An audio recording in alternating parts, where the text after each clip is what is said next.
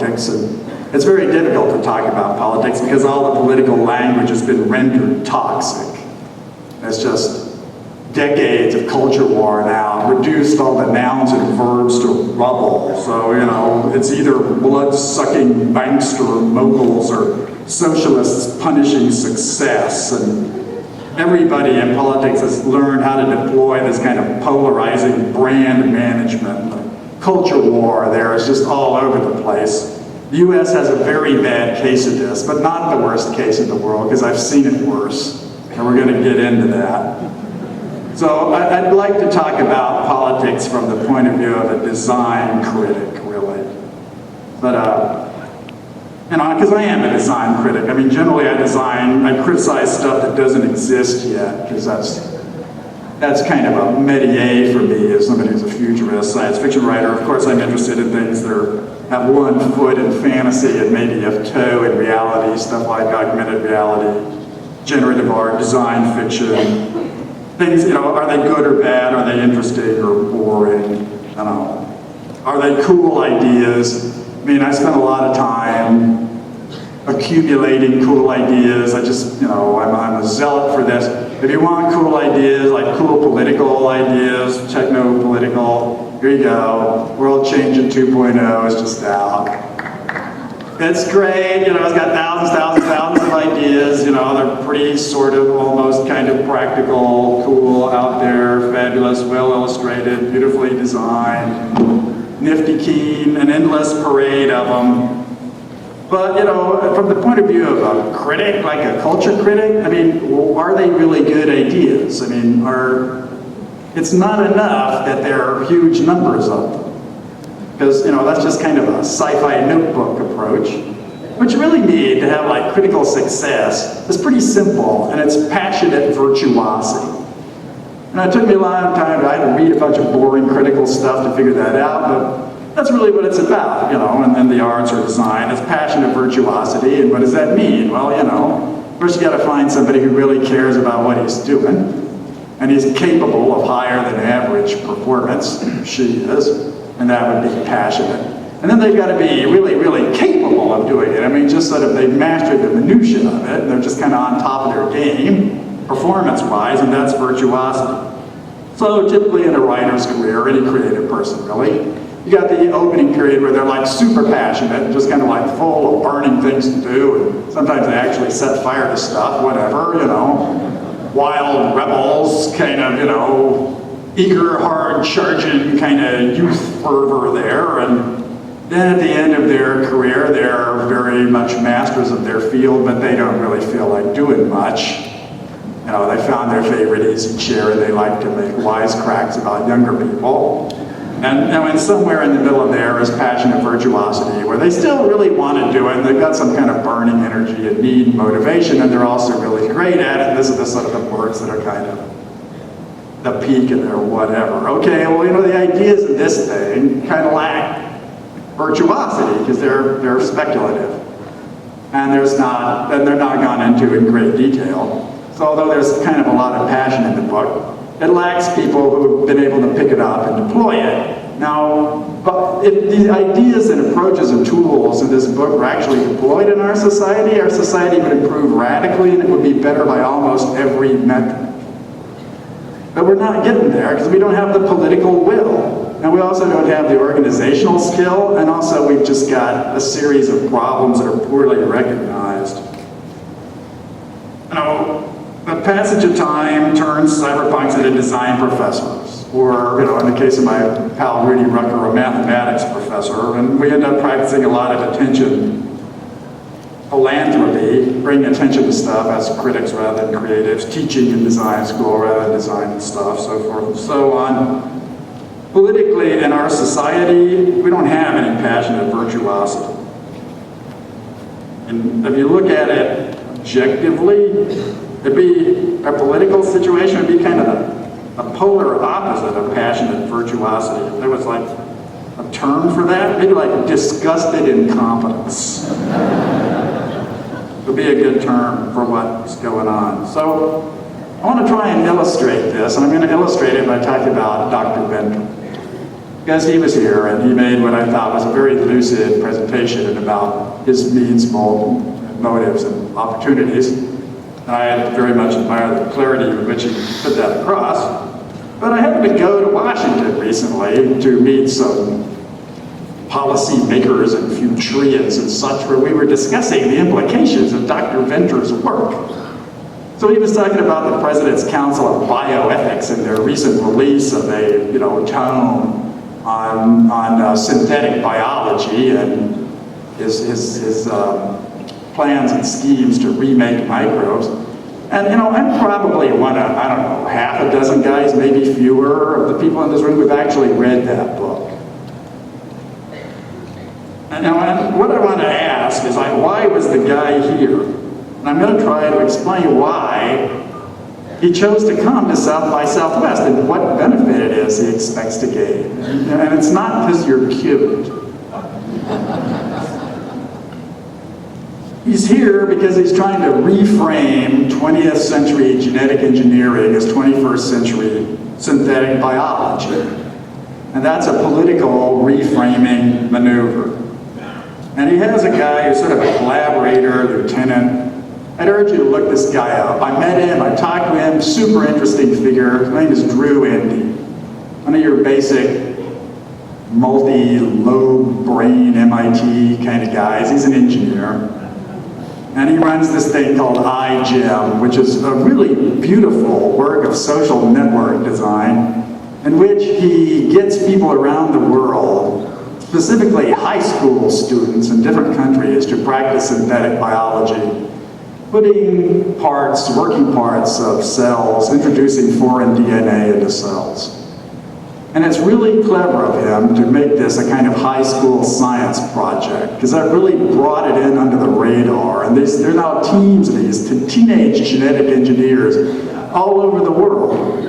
And it really just sort of left-flanked very strong political opposition to genetic engineering, especially in Europe, where genetic modified organisms is like a synonym for frankenfood. This is a very difficult political path to tread, and I really admire the skill and determination in which they have carried this off. It's fantastic, really. So, I read this report of the President's Council on Bioethics, and I had to compare it to like the mayhem, or really, not the mayhem, but the sort of intense political debate that surrounded this in the 1970s and 1980s, because I'm old enough to remember that. And when that first happened, this kind of idea of introducing DNA into organisms, people were like morally frightened by it. They recognized a lot of the legal, moral, ethical, and social implications. People espoused this idea, interest groups sprang up all over the place. There were all kinds of debates about it, in the Senate and the House of Representatives, within the councils of science all over the world. There was a unilateral kind of disarmament among the scientists of the world. And then you look at this reaction to synthetic biology, and it's just so flaccid and helpless. And beside the point, the single most important recognition in that document is that microbes are not baby seals. You can do anything you want to a microbe, and no hippie will ever show up with a protest sign, No right-winger will care, because, microbes aren't in the Bible. It's the truth. So from the point of view of right and left, there's just no way for them to get any traction. It's like they're too small to see, they must not matter. Okay, if you're a DNA engineer, you can look at the productivity of these things. They multiply billions of times. Cynthia, this fake cell that Dr. Venner and his colleagues cobbled up out of nothing, has already replicated 1 billion times. If you want genes, if you want DNA to express, you don't want goats or super babies or, identical cloned lambs. Of course you want giant, productive heaps of yeast, bacillus, Escherichia coli, whatever, and they've got that. And not only does he have it, he's got ExxonMobil giving him $600 million to carry that off. He needed the money.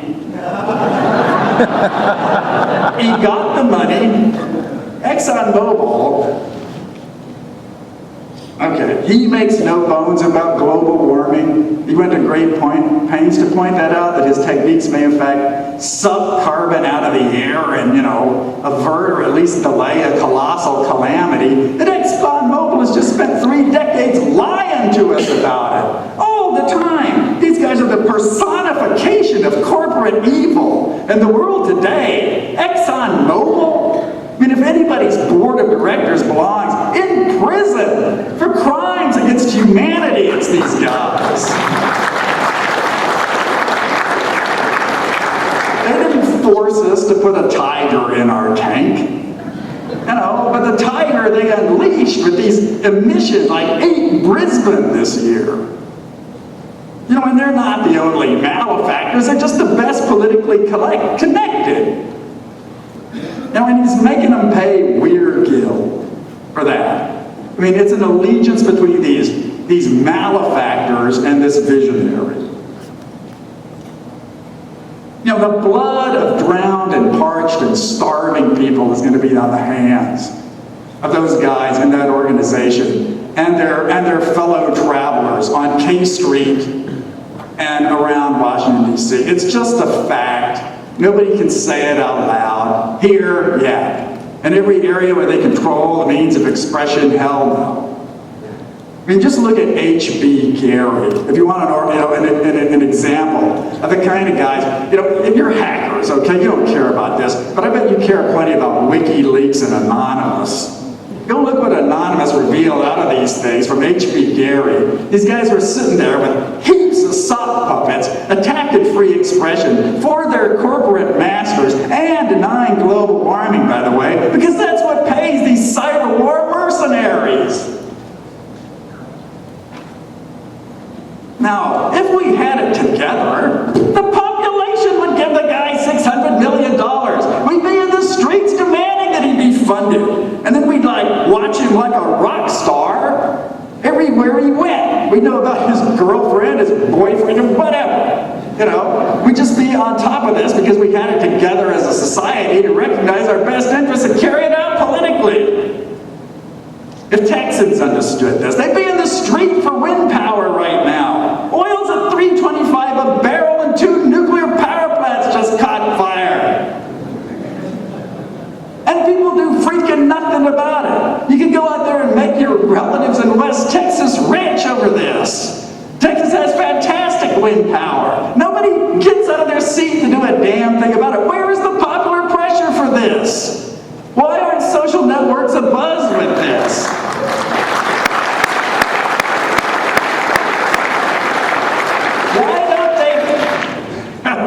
Why don't you take it to the streets and paralyze Austin, Madison, Wisconsin style? Because that's your sister city and they're coming for you, ladies and gentlemen. They're coming for you. Get ready. Okay, J. Craig Venner, I have no quarrel with this gentleman. He's a force of nature, all right? I wouldn't get in his way any more than I would interfere with Edison, Ford, Rockefeller, or Steve Jobs. Let J. Craig be J. Craig. That's my philosophy. He's very clear and upfront about what he wants to do. He uses your hacker chops, your digital technology, and your rhetoric to get his way for an extremely alien technology that you might not approve of otherwise. That's why he was here. Because he's willing to win ugly, unlike you. I was in this place. It happened to be Google's corporate headquarters, their lobby headquarters in Washington, watching people exquisitely well-informed, brilliantly educated, Washington mandarins, people from industry and government, as if there's a difference anymore. And they were discussing, the potential implications of this thing. And their air of utter helplessness and detachment was shocking to me. I mean, really, 15-year-old kids from Cairo could have kicked these guys to the curb. They could have taken their lunch money. That's how ineffectual they were. And God help them if that building caught fire. They would issue a white paper before the evacuation. So, that's pretty bad. But I want to talk about something worse.